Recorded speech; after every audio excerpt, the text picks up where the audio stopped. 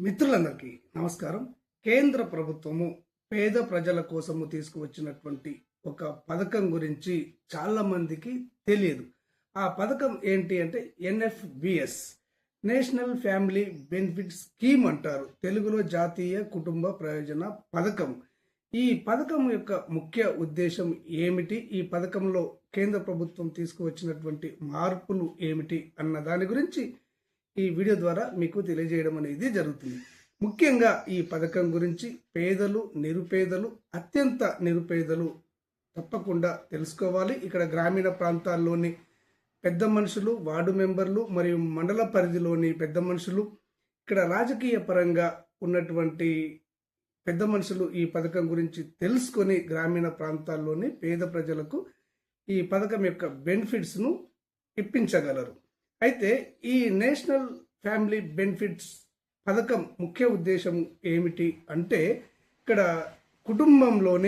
కుటుంబాన్ని పోషించే పెద్ద కానివ్వండి, కుటుంబ భారాన్ని మోసే ఇతరులు కానివ్వండి, అకస్మాత్తుగా మరణించినట్లయితే ఆ కుటుంబం దిక్కులేనిది అవుతుంది, రోడ్డున పడుతుంది అని కేంద్ర ప్రభుత్వం గ్రహించి ఆ కుటుంబానికి తక్షణమే 20,000 రూపాయల ఆర్థిక సహాయాన్ని అందజేయడానికి ఈ ఎన్ఎఫ్బిఎస్ స్కీమ్ను తీసుకురావడం అనేది జరిగింది. నేషనల్ ఫ్యామిలీ బెనిఫిట్ స్కీమ్ను తీసుకురావడం అనేది జరిగింది. ఈ పథకానికి గతంలో ఎంఆర్ఓ కార్యాలయంలో ఎంఆర్ఓలకు దరఖాస్తు చేసుకున్నట్లయితే ఎంఆర్ఓలు విచారణ జరిపి ప్రభుత్వానికి నివేదించిన వెంటనే 20,000 రూపాయలు ఆ కుటుంబం అకౌంట్లో జమ కావడం అనేది జరిగింది.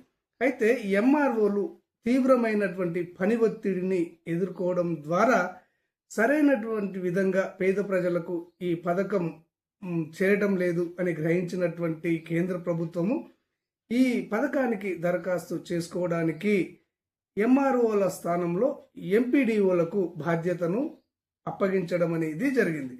రాష్ట్రం మొత్తంలోని ఇక్కడ గ్రామీణ ప్రాంతాల్లో అయితే మాత్రము ఈ పథకానికి ఎంపీడీఓలు బాధ్యత వహించడం అనేది జరుగుతుంది. ఎంపీడీఓలకు దరఖాస్తు చేసుకోవలసి ఉంటుంది. ఇటు పట్టణ ప్రాంతాల వాళ్ళు అయితే మాత్రము ఇక్కడ మున్సిపల్ కమిషనర్లకు దరఖాస్తు చేసుకోవలసి ఉంటుంది. రాష్ట్రం మొత్తంలో ఇక్కడ ఎంపీడీఓలకు మరియు మున్సిపల్ కమిషనర్లకు దరఖాస్తు చేసుకోవలసి ఉంటుంది. ఇక హైదరాబాద్ విషయానికి వచ్చినట్లయితే హైదరాబాద్ నగరాన్ని మినహాయించడం అనేది జరిగింది. హైదరాబాద్ నగరంలో ఎవరైనా ఈ పథకానికి దరఖాస్తు చేసుకోవాలి అంటే ఎంఆర్ఓలకే దరఖాస్తు చేసుకోవాలి అని చెప్పేసి ప్రభుత్వం కొత్తగా నిర్ణయం తీసుకోవడం అనేది జరిగింది. ఓకే ఫ్రెండ్స్, క్లారిటీగా అర్థమైంది అనుకుంటున్నాను. ఈ ఎన్ఎఫ్బిఎస్ స్కీమ్ పరిధిలో కుటుంబంలోని సంపాదించేవారు కానివ్వండి, కుటుంబ పెద్ద కానివ్వండి మరణించినట్లయితే వెంటనే 20,000 రూపాయలు కేంద్ర ప్రభుత్వం ఆర్థిక సాయం చేయడం అనేది జరుగుతుంది. ఈ పథకానికి గ్రామీణ ప్రాంతాల వాళ్ళు అయితే ఎంపీడీఓలకు, పట్టణ ప్రాంతాల వాళ్ళు అయితే మున్సిపల్ కమిషనర్లకు, ఇక్కడ హైదరాబాద్ పరిధిలో అయితే మాత్రము ఎంఆర్ఓలకు దరఖాస్తు చేసుకోవలసి ఉంటుంది.